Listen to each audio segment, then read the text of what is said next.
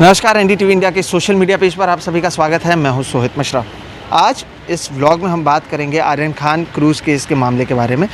कहां पर इसकी शुरुआत हुई थी, एक क्रूज़ में जिस तरह से ड्रग्स मिला था, लोगों को गिरफ्तार किया था, उसमें आर्यन खान थे, और अब कहां पर यह पूरा मामला समीर वानखेड़े पर आकर अटक चुका है। समीर वानखेड़े एनसीबी जोनल अधिकारी हैं और अब कहीं ना कहीं उन्हें लेकर कई सवाल उठ रहे हैं। तो किस तरह से मामले की शुरुआत हुई थी, कहां पर आया है, ये सारी बातें, और क्यों समीर वानखेड़े सवालों के कटघरे में हैं, आज इस पर बात करेंगे।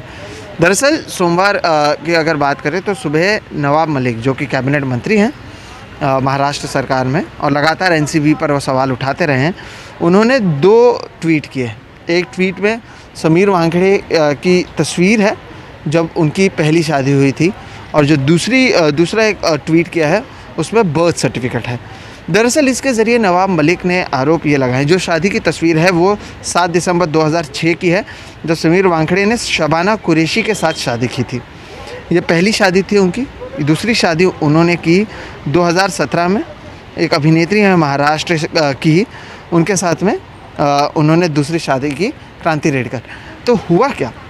दरअसल हुआ ये कि जो बर्थ सर्टिफिकेट दिया गया है उसमें कहीं ना कहीं बताया कि किस तरह से समीर वानखेड़े मुस्लिम थे, वो हिंदू बने, और कहीं ना कहीं जो रिज़र्वेशन कोटे से उन्हें ये नौकरी लगी है, और उनका कहना है कि ये बहुत बड़ा फर्जीवाड़ा है, और इसे लेकर कहीं ना कहीं अब समीर वानखेड़े सवालों के घेरे में हैं।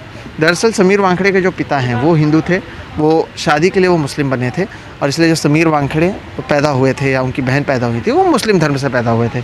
और कहीं ना कहीं जो ये सर्टिफिकेट शेयर किया गया है नवाब मलिक की ओर से, उसमें उसी तरह से बताया गया, और उनके पिताजी का जो नाम है उसमें बताया गया है समीर दाऊद वानखेड़े। तो सवाल यही है कि जब वो समीर दाऊद वानखेड़े हैं, और बाद में जब वो आपको एक दूसरी बात बता देता हूँ, मुझे पता नहीं कि आप देख पाएंगे या नहीं, कि जब वो नौकरी उनकी लगी उसमें नाम था समीर ज्ञानदेव वानखेड़े। तो समीर दाऊद वानखेड़े से समीर ज्ञानदेव वानखेड़े जो बने हैं, इसे लेकर सवाल उठ रहा है। क्यों सवाल उठ रहा है? क्योंकि जब समीर दाऊद वानखेड़े थे तब वो मुस्लिम धर्म से थे, लेकिन आरोप नवाब मलिक का ये है कि वो हिंदू बने और उन्होंने जो SC ST कोटा होता है उसके ज़रिए उनको ये नौकरी लगी है, और उसे लेकर वो सवाल उठा रहे हैं। बहरहाल यही एक सवाल नहीं है। मैं फ़िलहाल जहाँ पर मौजूद हूँ ये सहार पुलिस स्टेशन है। सहार पुलिस स्टेशन में मैं और जितने भी मीडिया वाले हैं यहाँ पर, वो इसलिए पहुँचे हुए हैं क्योंकि यहाँ पर प्रभाकर सईल आए हुए हैं। प्रभाकर सईल वही हैं जिनका बयान कल काफ़ी वायरल हुआ था। वो जो पूरा आर्यन खान मामला है उसमें 9 गवाह थे, उसमें से एक गवाह हैं, और उन्होंने कई आरोप लगाए। एक आरोप उसमें से ये था कि उन्होंने एनसीबी के जो अधिकारी हैं उन्होंने इनसे 8 से 10 पन्नों में जो ब्लैंक पेजेस थे उस पर साइन लिए और उन्हें गवाह बनाया गया।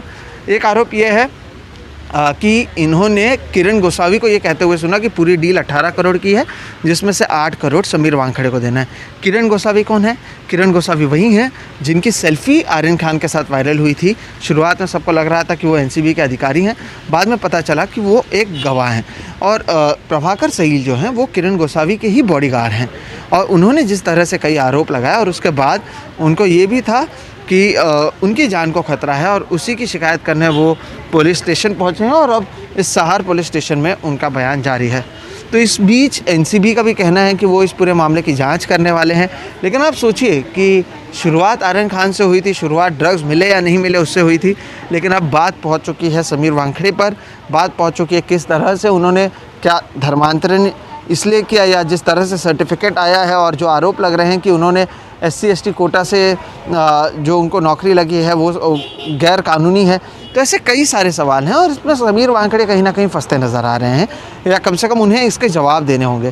क्योंकि आप देखिए इस केस में ही आप देख लीजिए जितने गवाह थे, एक बीजेपी का कार्यकर्ता निकलता है, एक किरण गोसावी निकलते हैं जिन पर लाखों रुपए के फर्जीवाड़ा का मामला है। अभी उनकी लुकआउट नोटिस जारी है, वो कहाँ पर है किसी को पता नहीं है।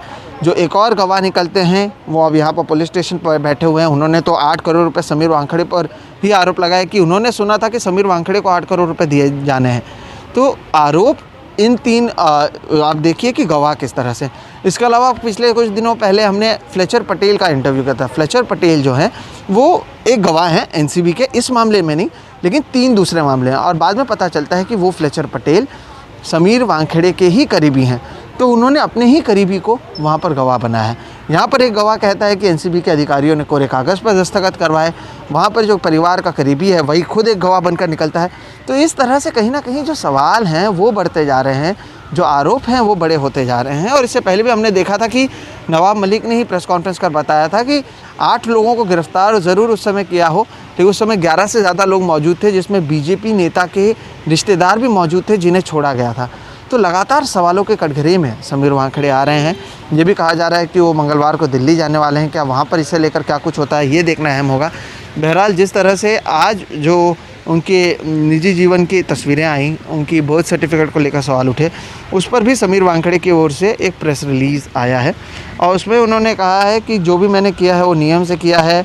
और सिविल कोर्ट उन्होंने पहले किया था, जो डॉक्टर शबाना कुरैशी के साथ 2006 में सिविल मैरिज था और डिवोर्स उनका हुआ था 2016 में, और 2017 में क्रांति रेडकर के साथ उनकी शादी हुई थी। साथ ही साथ उन्होंने कहा कि मुझे कहीं ना कहीं दबाव मुझ पर बनाया जा रहा है, मुझे टारगेट किया जा रहा है, मेरे निजी परिवार को लाया जा रहा है, इस तरह की चीज़ें उन्होंने कही। इससे पहले रविवार को भी उन्होंने एक पत्र लिखा था मुंबई पुलिस कमिश्नर को, उसमें भी कहा गया था कि उनको टारगेट किया जा रहा है। लेकिन आपको ये समझना होगा कि जो आरोप कर रहे हैं वो खुद उनके ही गवाह हैं, और कहीं ना कहीं अब जब ये बयान चल रहा है तो उसके बाद समझ सकते हैं कि इस पूरे मामले में एफआईआर दर्ज होगी। एफआईआर महाराष्ट्र सरकार की जो पुलिस है या मुंबई की जो पुलिस है वो दर्ज करने वाली है। किसके खिलाफ? केंद्र सरकार के एक अधिकारी के खिलाफ। तो कहीं ना कहीं ये मामला बड़ा होता जा रहा है। इसमें आगे क्या कुछ होता है ये देखना अहम होगा। कल की अगर बात करें तो संजय राउत हों या फिर नवाब मलिक, दोनों ने भी इस मामले में कहा कि कहीं ना कहीं जांच की ज़रूरत है। उसके अगले दिन हम देखते हैं कि एनसीबी के ही गवाह यहाँ पर पहुँच जाते हैं और मामले की जांच की जा रही है। तो समीर वानखेड़े के निजी जीवन की बात करें, उनके पोस्टिंग की बात करें, वहाँ पर सवाल उठ रहे हैं। जो कास्ट सर्टिफिकेट के सवाल आ रहे हैं वो सामने आया है। यहाँ पर जो गवाह हैं उन्हें लेकर सवाल उठ रहे हैं और कहीं ना कहीं जांच को लेकर कई सारे सवाल उठ रहे हैं। तो इसलिए मैंने शुरुआत में इसीलिए कहा कि शुरुआत भले ही ड्रग्स से हुई हो, लेकिन अब ये जो पूरा मामला है ये समीर वानखेड़े पर आकर अटका हुआ है। तो आगे क्या कुछ होता है ये देखना अहम होगा। लेकिन फ़िलहाल ये जो भी मामला है वो फ़िलहाल ख़त्म होता हुआ नज़र नहीं आ रहा है। बहरहाल इस सोशल मीडिया के पेज पर इतना ही। मेरा नाम है सोहित मिश्रा, कैमरे के पीछे है राजेंद्र दयालकर। आप देख रहे हैं एनडीटीवी इंडिया का सोशल मीडिया पेज। नमस्कार।